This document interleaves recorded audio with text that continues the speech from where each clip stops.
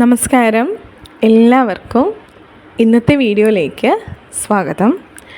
ഇന്നത്തെ വീഡിയോയിൽ ഞാൻ നിങ്ങളുടെ അടുത്ത് ഷെയർ ചെയ്യാൻ പോകുന്നത് ഒരു നോർമൽ ഹ്യൂമൻ ലൈഫ്, അവരുടെ ചക്രാസം തമ്മിലുള്ള റിലേഷൻഷിപ്പിനെ പറ്റിയിട്ടാണ്, കണക്ഷനെ പറ്റിയിട്ട്. അതായത് നമ്മുടെ ബോഡിയിലുള്ള, നമ്മുടെ എനർജറ്റിക് ബോഡിയിലുള്ള ചക്രാസിന് എത്രത്തോളം പ്രാധാന്യമുണ്ട്, നമ്മുടെ നോർമൽ ലൈഫിൽ നടക്കുന്ന എല്ലാ കാര്യങ്ങളുമായി ഇതിന് എത്രത്തോളം പ്രാധാന്യം ഉണ്ട് എന്ന് പറഞ്ഞു തരുന്ന ഒരു വീഡിയോ ആണ് ഇന്നത്തത്.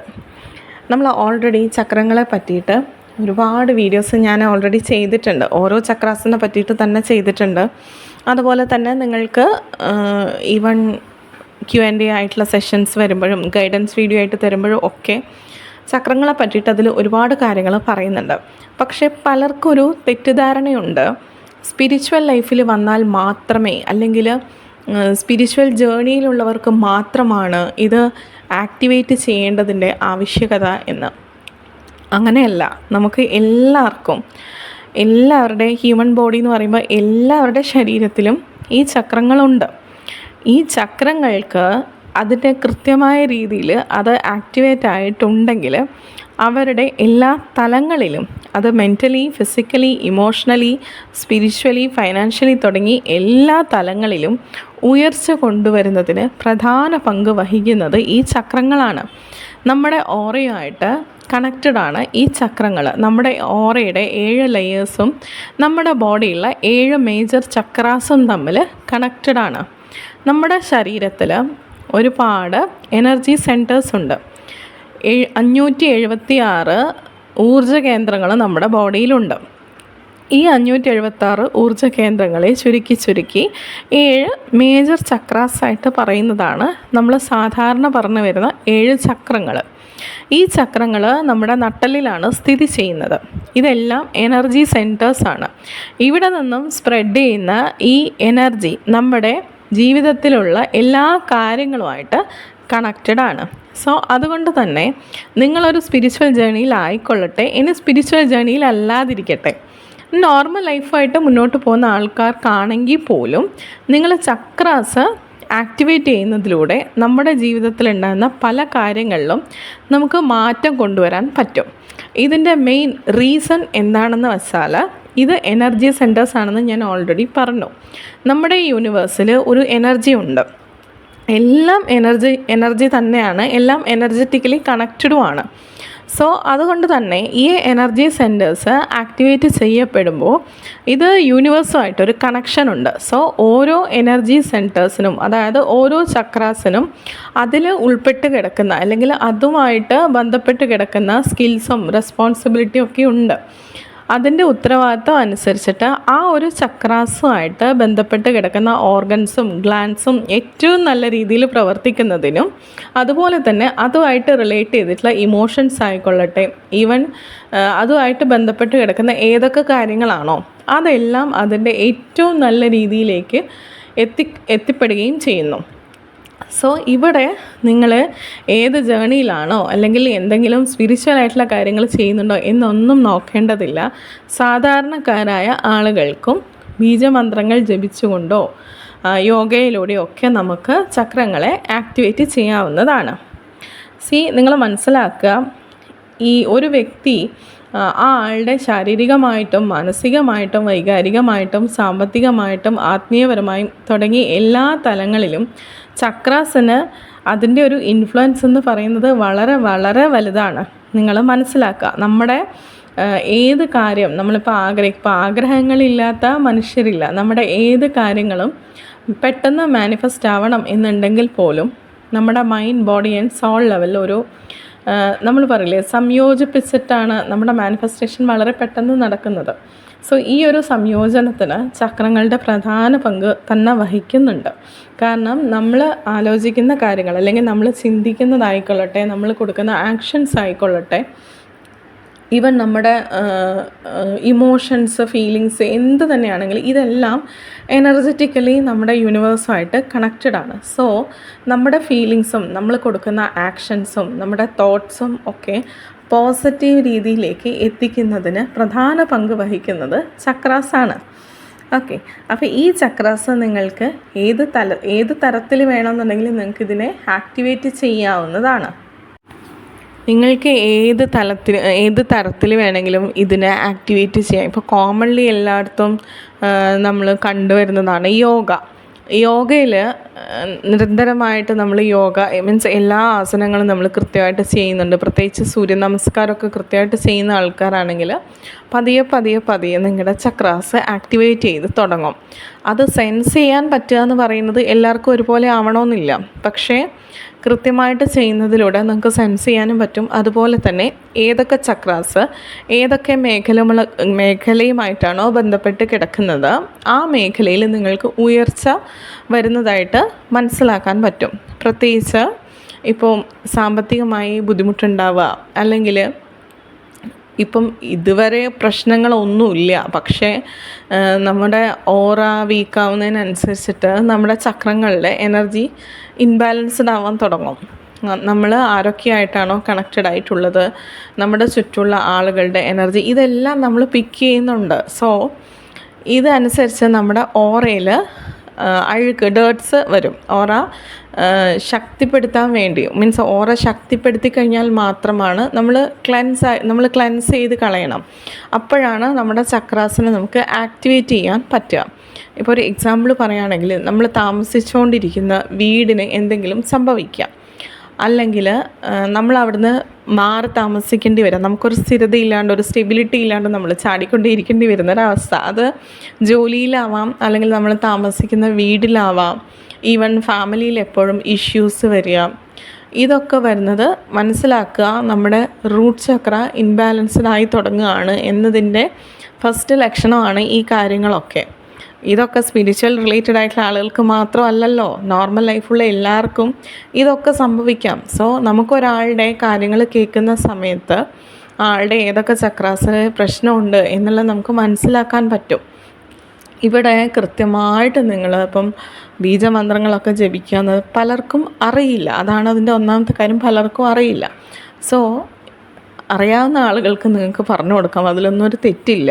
പക്ഷേ പറഞ്ഞു കൊടുക്കുമ്പോൾ നിങ്ങൾ മനസ്സിലാക്കിയ കാര്യങ്ങൾ അതുപോലെ പറയുന്നില്ല, അതിലുള്ള എല്ലാ കാര്യങ്ങളും മനസ്സിലാക്കി തെറ്റും ശരിയും വേർതിരിച്ച് കൃത്യമായ രീതിയിൽ വേണം എത്തിക്കാൻ. ഇതെന്തുകൊണ്ടാണ് എടുത്തു പറഞ്ഞതെന്ന് വെച്ചാൽ, ഈവൻ ഒരു സ്പിരിച്വൽ ജേണിയിലും അല്ലാതെ ഈ കാര്യങ്ങളൊക്കെ കേട്ടിട്ട്, അതായത് ചക്രങ്ങളൊക്കെ എനിക്ക് ഇൻവോക്ക് ചെയ്തെടുക്കണം എന്ന് മനസ്സിലാക്കിയിട്ട് ഒരുപാട് പേര് ഇപ്പം എൻ്റെ അടുത്താണെങ്കിലും ചോദിക്കുന്നുണ്ട്. പക്ഷേ ഇവർ ചെയ്യുന്നതിൽ കുറച്ച് മിസ്റ്റേക്ക് വരുന്നുണ്ട്.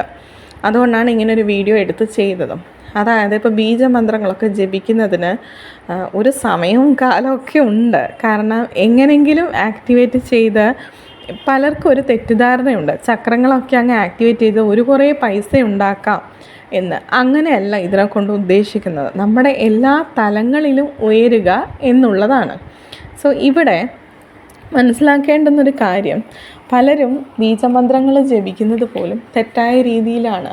അതായത് നമ്മൾ ബീജമന്ത്രം ജപിക്കുന്നതിന് എന്ത് കാര്യത്തിനൊരു സ്റ്റേജസ് ഉണ്ട്, അല്ലെങ്കിൽ സ്റ്റെപ്പ് ബൈ സ്റ്റെപ്പ് പ്രോസസ്സ് ഉണ്ട്. നമ്മൾ ആദ്യം ഏറ്റവും താഴിൽ നിന്ന്, അതായത് റൂട്ട് ചക്രയിൽ നിന്ന് തുടങ്ങി ക്രൗൺ ചക്രയിൽ അവസാനിക്കുന്ന രീതിയിൽ വേണം ബീജമന്ത്രങ്ങൾ ജപിക്കാൻ. അതും ജപിക്കുന്നതിന് ഒരു കൃത്യമായ എണ്ണം ഉണ്ട്.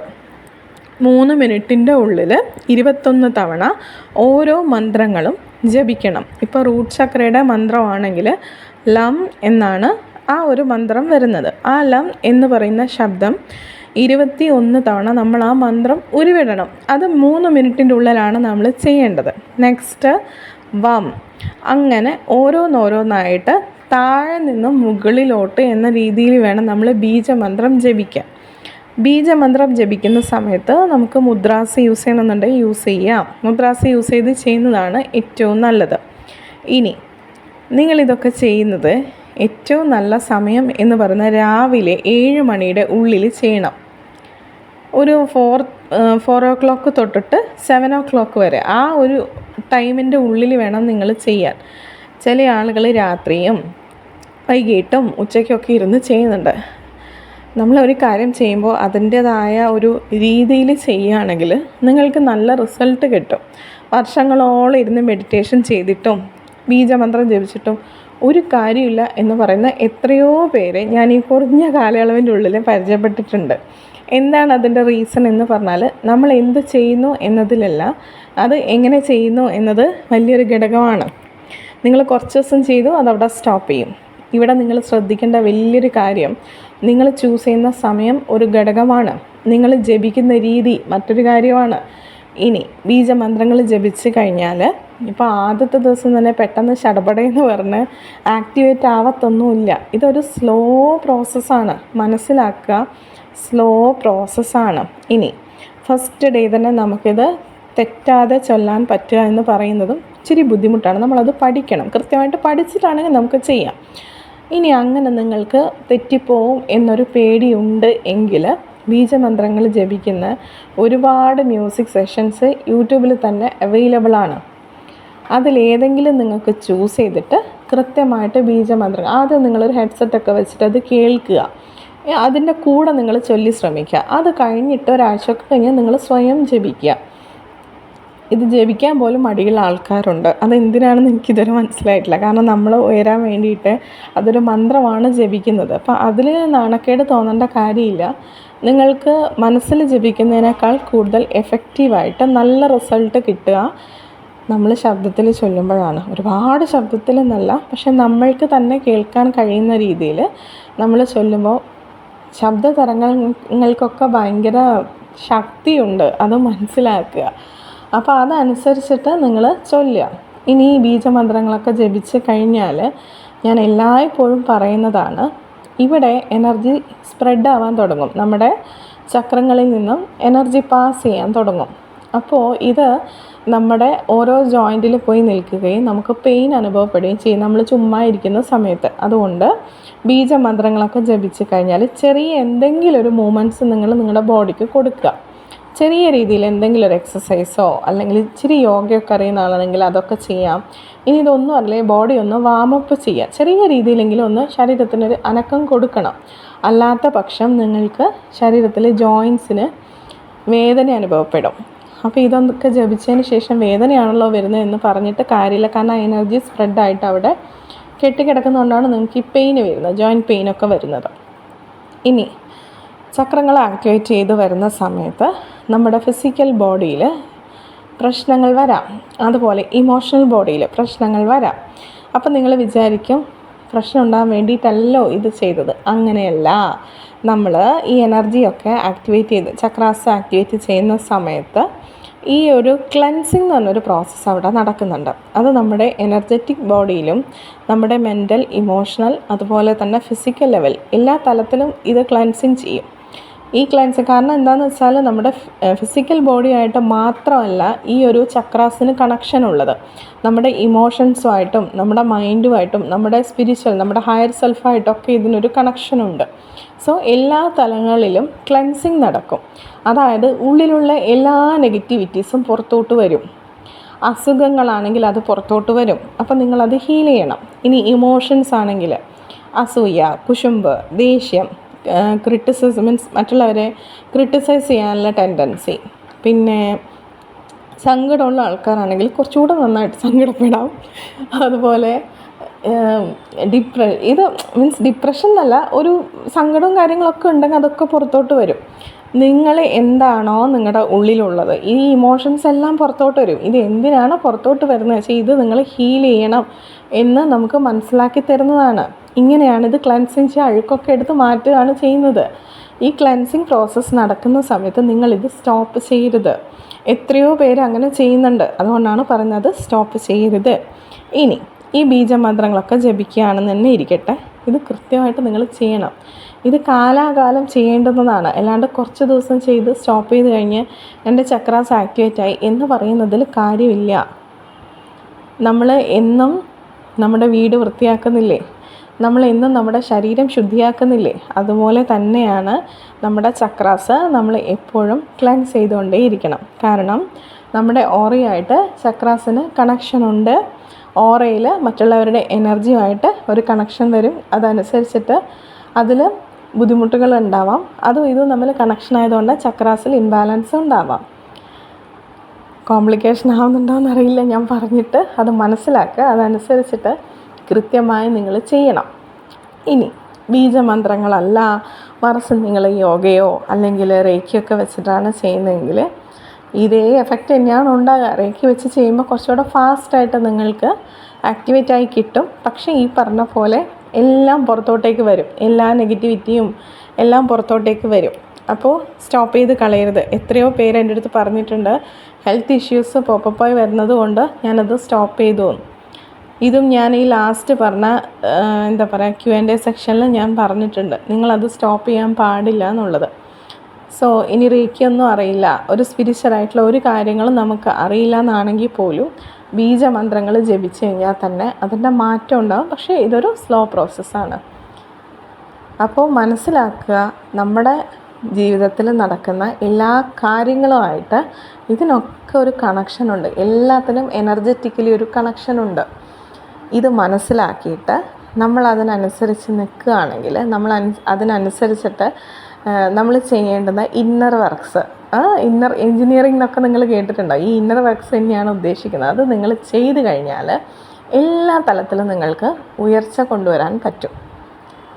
സോ എല്ലാവർക്കും നല്ലൊരു ദിവസമാകട്ടെ, എല്ലാ നന്മയും ഉണ്ടാവട്ടെ, എല്ലാ ഐശ്വര്യങ്ങളും വന്നു ചേരട്ടെ. Thank you.